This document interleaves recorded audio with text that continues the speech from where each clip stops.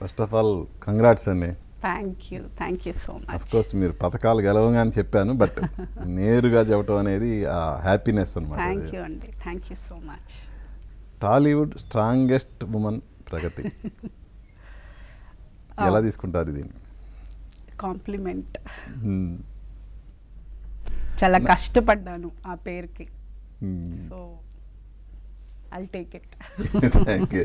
ఇంకోటి, మన తెలుగు సినిమా ఇండస్ట్రీలోనే కాదు, నాకు తెలిసి ఎంటైర్ ఇండియాలోనే ఒక ఆర్టిస్టు ఏషియన్ గేమ్స్ లెవెల్లో ఒక స్పోర్ట్స్లో ఇలా పవర్ లిఫ్టింగ్లో కానీ వేరే దేంట్లోనైనా పథకాలు సాధించి రావడం అనేది అది నేనే. రేర్ కాదు అసలు, nothing. This is the first of it's first time. So ఆ క్రెడిట్ మీకు దక్కడం పట్ల ఎలా ఫీల్ అవుతున్నారు? చరిత్రలో ఫస్ట్ ఉంటుంది నా పేరు. ఇంక మీదట ఎవరైనా చేసినా నా తర్వాతే, ఫస్ట్ నా పేరే ఉంటుంది. సో రాసా, కొత్తగా ఏదో చేసా, ఫస్ట్ టైం ఒక పేరు రాసుకున్నాను, అది ప్రగతి మహావాది ఫస్ట్, ఆ తర్వాత ఎవరైనా ఇంకా. సో ఇంత అప్లాజ్ రావటం కానీ అలా పథకాలు తేవటం వెనుక ప్రగతి పడ్డ కష్టం ఏంటి? కష్టమే, చాలా కష్టపడ్డాను. అంటే ఫిజికల్గా చాలా కష్టపడ్డాను. అంటే ఫిట్నెస్లో 15 ఏళ్ళుగా ఉన్నాను నేను.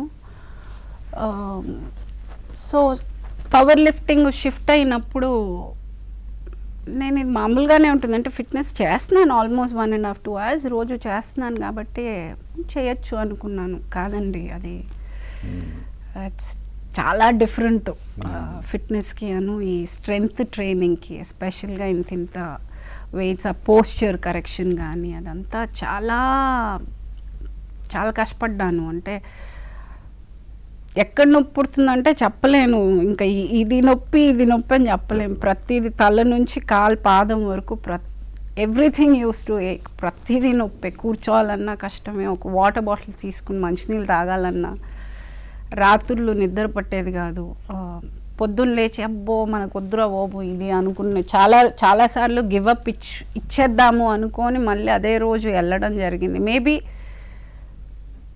అదే అనుకుంటాను, అందరూ ఎక్కడైతే వదిలేస్తారో 90%, నేను అక్కడ వదలకుండా మొండిగా నిల్చున్న, నొప్పి ఉన్నా పర్వాలేదని అది క్రాస్ చేశాను కదా. ఆ తర్వాత అలవాటు అయిపోయింది బాడీకి. ఇప్పుడు ఇట్ డజంట్, అంటే ఇప్పుడు అంత పెద్ద డిఫరెన్స్ తెలియట్లేదు. కానీ ఆ కొత్తల్లో, అంటే మనం ఏది చేసినా కొత్తల్లో ఒక డిస్కంఫర్ట్ అనేది మస్ట్. అది చిన్న ఇది వర్కౌట్ అనే కాదు, మనం ఒక కొత్త ఇంటికి వెళ్ళినా మనం అడ్జస్ట్ అవ్వడానికి కొన్ని రోజులు పడుతుంది. సో అలా ఏదైనా మనం కొత్తగా ఒకటి చేసినప్పుడు ఒక డిస్కంఫర్ట్ అనేది ఖచ్చితంగా ఉంటుంది.